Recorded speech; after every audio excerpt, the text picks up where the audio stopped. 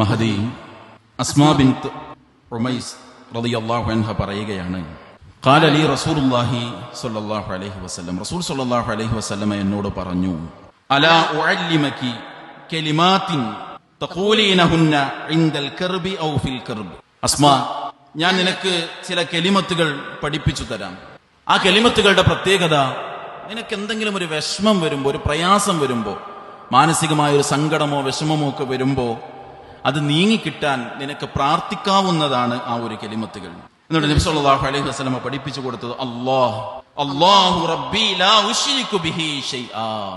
അല്ലാഹു റബ്ബി, അല്ലാഹുവേ നീയാണ് എന്റെ റബ്ബ്, ലാ ഉശ്രികു ബിഹി ശൈആ, ആ റബ്ബിൽ ഞാൻ ഒന്നിനെയും പങ്കു ചേർക്കുകയില്ല.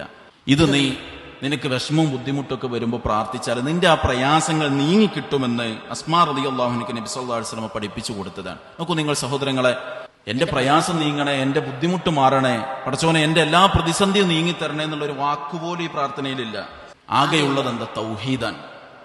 തൗഹീദിന്റെ മഹത്വം ഈ പ്രാർത്ഥനകളും നമ്മെ പഠിപ്പിക്കുന്നുണ്ട്. അതുകൊണ്ട് ഇങ്ങനെ ഒരു വാക്കിനു പോലും അത്ര പ്രസക്തി ഉണ്ടെങ്കിൽ നമ്മുടെ വിശ്വാസങ്ങളിൽ നിന്ന്, കർമ്മങ്ങളിൽ നിന്ന് എല്ലാ ശിർക്കൻ അടയാളങ്ങളും മാറ്റിവെക്കാൻ നമുക്ക് കഴിയണം.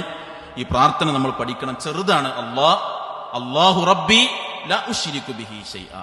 നമ്മുടെ വിഷമങ്ങളും പ്രയാസങ്ങളും നീങ്ങിക്കിട്ടാൻ നമ്മെ സഹായിക്കുമെന്നാണ് റസൂലുള്ളാഹി സ്വല്ലല്ലാഹു അലൈഹി വസല്ലം പഠിപ്പിച്ചത്.